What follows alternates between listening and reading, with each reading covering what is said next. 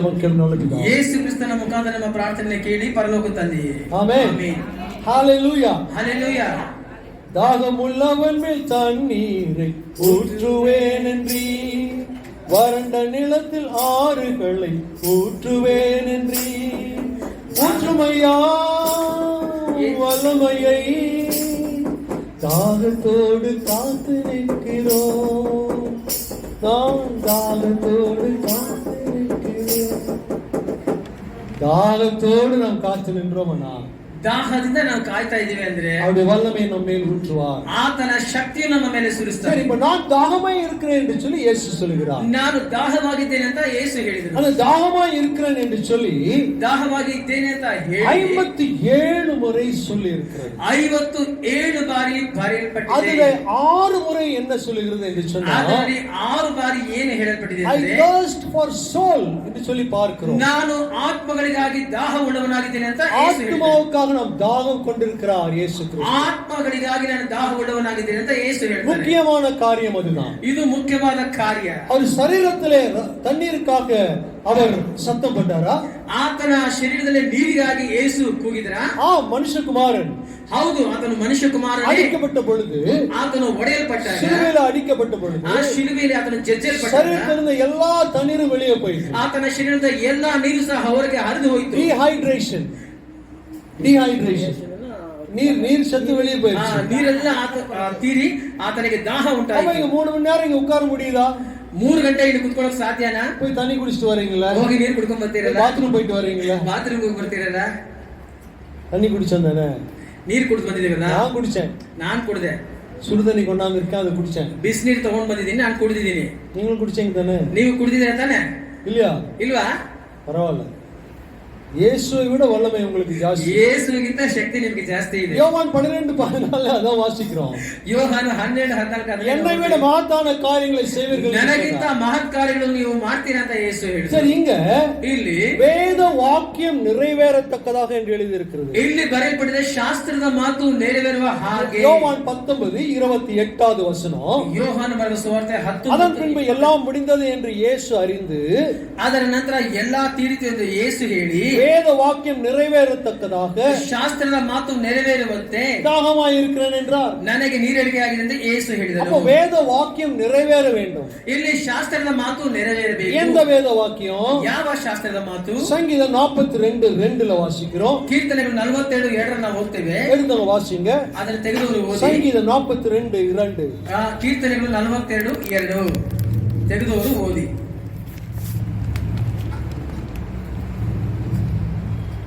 வானானது நீரோடைய வாஞ்சித்து கதறுவது போல தேவனே என் ஆத்துமா உம்மை நோக்கி கதறுகிறது. ನನ್ನ ಮನಸ್ಸು ದೇವರಿಗಾಗಿ, ಚೈತನ್ಯ ಸ್ವರೂಪನಾದ ದೇವರಿಗಾಗಿ ಆಹಾರಿಸುತ್ತದೆ. ನಾನು ಯಾವಾಗ ಹೋಗಿ ದೇವರ ಸನ್ನಿಧಿಗೆ. அதே போல சங்கீதம் 63:1 வாசிக்கிறோம். சங்கீதம் 63:1. ಕೀರ್ತನೆಗಳು 63:1.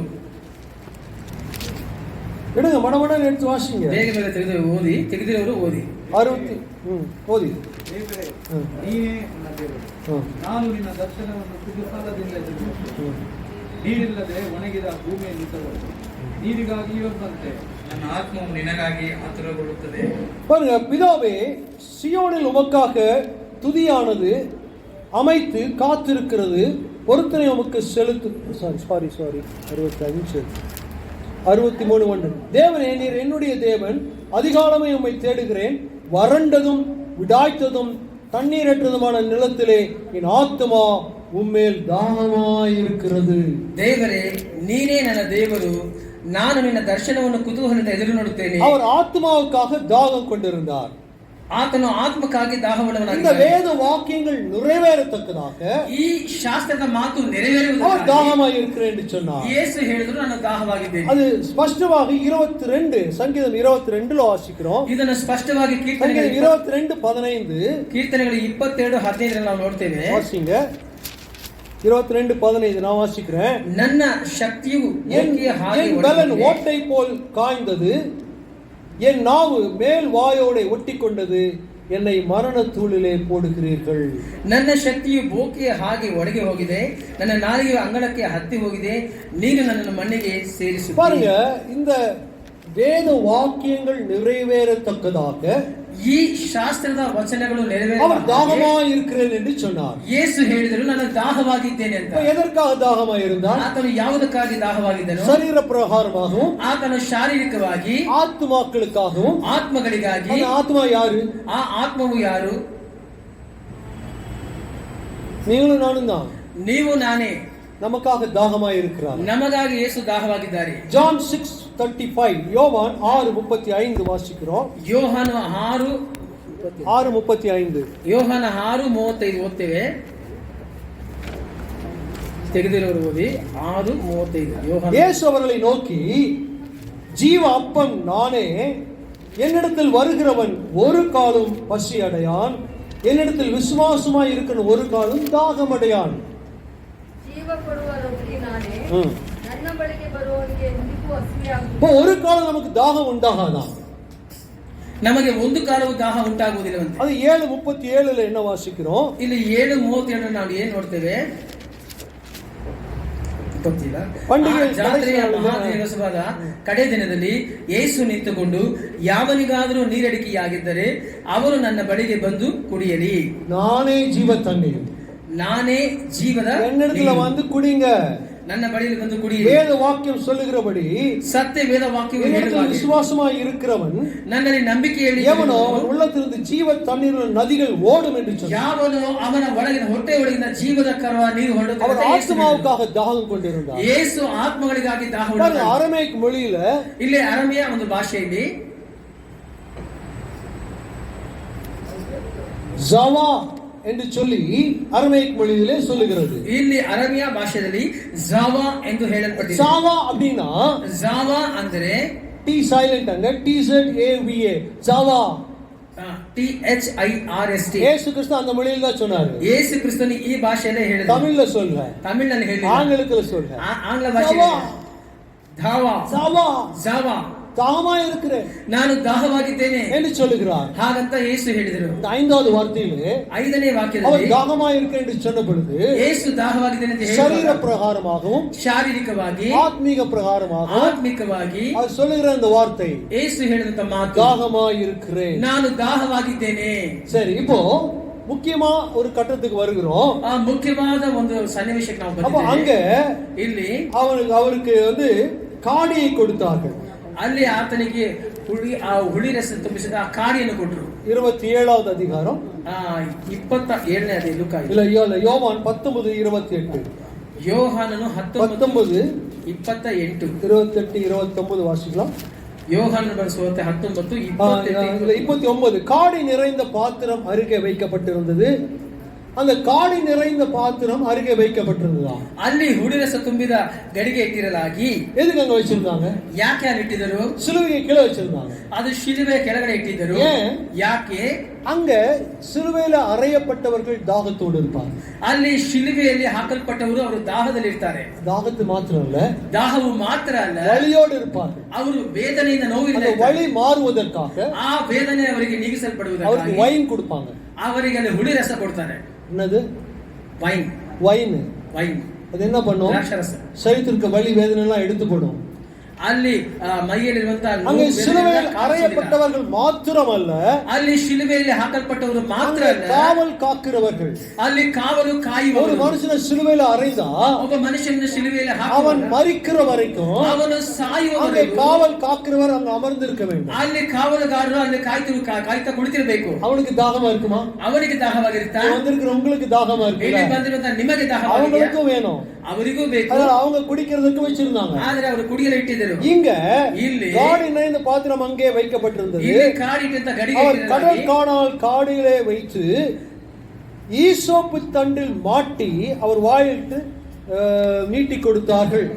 ಅಲ್ಲಿ ಹುಳಿರಸ ತುಂಬಿದ ಗಡಿಗೆ ಇಟ್ಟಿರಲಾಗಿ ಅವರು ಸ್ಪಂಜನ್ನು ಹುಳಿರಸದಿಂದ ತುಂಬಿಸಿ ಈಸೋಪ್ ಗಿಡದ ಕೋಲಿಗೆ அந்த ಸಿಕ್ಕಿಸಿ. ஈசோப்பு தண்டு எதுக்கு சொல்லப்பட்டிருக்கிறது? ಅಲ್ಲಿ ಈಸೋಪ್ ಗಿಡದ ಒಂದು ಗಡಿಗೆ ಅಂತ ಹೇಳಲ್ಪಟ್ಟಿದೆ. ஈசோப்புனா என்ன? ಈಸೋಪು ಅಂದರೆ ಏನು? ஈசோப்பு தண்டு ಈ ಸೋಪು ಎಂಬ ಗಡಿಗೆ யாத்திராகமம் 12:22 ವಿಮೋಚನ ಕಾಂಡ 12:22 22 எடுத்து வாசிக்கலாம். ತೆಗೆದವರು ಓದಿ ವಿಮೋಚನ ಕಾಂಡ 12:22 21 இருந்து வாசி. நான் வாசிக்கிறேன். 21ರಿಂದ ಓದೋಣ. அப்பொழுது மோசே இஸ்ரவேல் மூப்பர் யாவரையும் அழைப்பித்து, நீங்கள் உங்கள் குடும்பங்களுக்கு தக்கதாக உங்களுக்கு ஒரு ஆட்டுக்குட்டியை தெரிந்தெடுத்துக் கொண்டு பஸ்காவை அடித்து பஸ்கா பலி அடித்து ஈசோப்பு கொழுந்துகளின் கொத்தை எடுத்து கிண்ணியில் இருக்கும் இரத்தத்தில் தோய்த்து அதில் இருக்கும் அந்த இரத்தத்தை வாசல் நிலைக்கால்களில் மேற்சட்டத்திலும் வாசலின் நிலைக்கால்கள் இரண்டிலும் தெளியுங்கள் என்று சொன்னார்.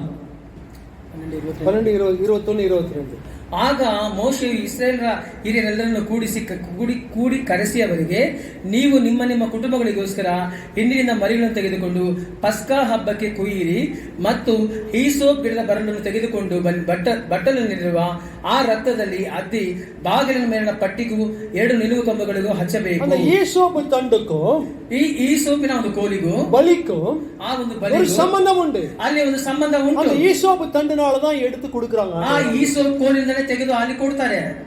அந்த ஈசோப்பு பரிசுத்தப்படுத்துமா? ಆ ಈಸೋಪ್ ಅದನ್ನು ಪರಿಶುದ್ಧಪಡಿಸುತ್ತದೆ. அந்த பலியை பரிசுத்தப்படுத்துமா? ಆ ಬಲಿಯನ್ನು ಪರಿಶುದ್ಧಪಡಿಸುತ್ತದೆ. அந்த ரத்தத்தை பரிசுத்தப்படுத்துமா? ಆ ರಕ್ತವನ್ನು ಪರಿಶುದ್ಧಪಡಿಸುತ್ತದೆ. ಯೇಸು ரத்தம் ஆல்ரெடி பரிசுத்தமானது. ಯೇಸು ಕ್ರಿಸ್ತನ ರಕ್ತವು ಆಗಲೇ ಅದು ಪರಿಶುದ್ಧವಾದದ್ದು. குடிப்பதற்கு அந்த காடியை கொடுத்தார். ಆತನಿಗೆ ಕುಡಿಯಲು ಆ ಒಂದು ಹುಳಿರಸವನ್ನು ಕೊಟ್ಟರು. கடல் காணால் என்று சொல்லி அந்த ஸ்பாஞ்சிலே தோய்த்து அவருக்கு கொடுத்தார். ಆ ಒಂದು ಹುಳಿರಸವನ್ನು ತುಂಬಿದ ಸ್ಪಂಜಿನಿಂದ ಹಾಗೆ ಅದರ ಅತ್ತಿಯನ್ನು ಕೊಟ್ಟರು. அதை வாங்கி ಅದನ್ನು ತೆಗೆದು மரித்து போனார். ಹಾಗೆ ಯೇಸು ತನ್ನ ಪ್ರಾಣ ಬಿಟ್ಟನು. அந்த ஈசோப்பு ಆ ಈಸೋಪು முக்கியம் பலியில. ಮುಖ್ಯ ಅದು ಬಲಿ. இயேசு உங்களுக்காக எனக்காக பலியான பொழுது, ಯೇಸು ನಿಮಗಾಗಿ ನನಗಾಗಿ ಬಲಿಯಾಗುವಾಗ நிழலாட்டமாக ಅದು ಒಂದು ನೆರಳ ಹಾಗೆ அங்க ஈசோப்பு தண்டை சொல்லுகிறார். ಅಲ್ಲಿ ಈಸೋಪ್ ಒಂದು ಕೋಲಿನ ಬಗ್ಗೆ ಹೇಳ್ತಾರೆ. கடற்கால காடியில தோய்த்து ஈசோப்பு தண்டில் மாட்டி அவர் வாயினிடத்தில் நீட்டினார்கள். இயேசு காடியை வாங்கின பின்பு முடிந்தது என்று சொல்லி தலையை சாய்த்து ஆவியை ஒப்பு கொடுத்தார். ಆ ಒಂದು ಹುಳಿರಸ ತುಂಬಿದಂತ ಗಡಿಗೆಯಿಂದ ಆ ಸ್ಪಂಜನೆ ತೆಗೆದು ಯೇಸುವಿನ ಬಾಯಿಗೆ ಮುಟ್ಟಿಸಿದಾಗ ಯೇಸು ಎಲ್ಲಾ ತೀರಿದಂತೆ ಹೇಳಿ ತನ್ನ ಪ್ರಾಣವನ್ನು ಬಿಟ್ಟನು. அப்போ வேத வாக்கியங்கள் நிறைவேறத்தக்கதாக ಇಲ್ಲಿ ಸತ್ಯವೇದ ಶಾಸ್ತ್ರದ ವಚನಗಳು ನೆರವೇರುವ ಹಾಗೆ கர்த்தர் சொல்கிறார், நான் தாகமாய் இருக்கிறேன். ಯೇಸು ಹೇಳಿದರೆ ನಾನು ದಾಹವಾಗಿದ್ದೇನೆ. இரண்டாவது, ஆத்மாவுக்காக அவர் தாகமாய் இருந்தார். ಎರಡನೇದಾಗಿ ಯೇಸು ಆತ್ಮಗಳಿಗಾಗಿ ಆತನ ದಾಹವುಳ್ಳವನಾಗಿದ್ದಾನೆ. 57 முறை தாகமாய் இருக்கிறதை குறித்து வாசித்திருக்கிறோம். ಇಲ್ಲಿ ನಾವು ನೋಡ್ತೇವೆ 57 ಬಾರಿ ನಾನು ದಾಹವಾಗಿದ್ದೇನೆ. 6 முறை ஆத்மாவை குறித்தே அவர் சொல்கிறார். ಇಲ್ಲಿ 6 ಬಾರಿ ಯೇಸು ಆತ್ಮವನ್ನು ಕುರಿತೇ ಹೇಳ್ತಾರೆ, நான் தாகமாய் இருக்கிறேன். ನಾನು ದಾಹವಾಗಿದ್ದೇನೆ ಅಂತ. அடுத்தது ஈசோப்பு தண்டு. ನಂತರ ಈಸೋಪಿನ ಕೋಲು நிழலாட்டமாக ಅದು ನೆರಳಿಗಾಗಿ ஈசோப்பு தண்டினால் கடல் ಕಾಣலை தோய்த்துக் கொண்டார். ಈಸೋಪಿನ ಒಂದು ಸ್ಪಂಜಿನಿಂದ ಹುಳಿನ ತೆಗೆದು ಯೇಸುವಿಗೆ ಬಾಯಿಗೆ ಮುಟ್ಟಿಸಿದರು. உங்களுக்காக எனக்காக உன்னுடைய ஆத்மாவுக்காக என்னுடைய ஆத்மாவுக்காக அவர் தாகமாய் இருக்கிறார். ನಿನ್ನ ಆತ್ಮಕ್ಕಾಗಿ ನನ್ನ ಆತ್ಮಕ್ಕಾಗಿ ಯೇಸು ದಾಹವುಳ್ಳವನಾಗಿದ್ದಾನೆ. ಆಮೆನ್. God bless you.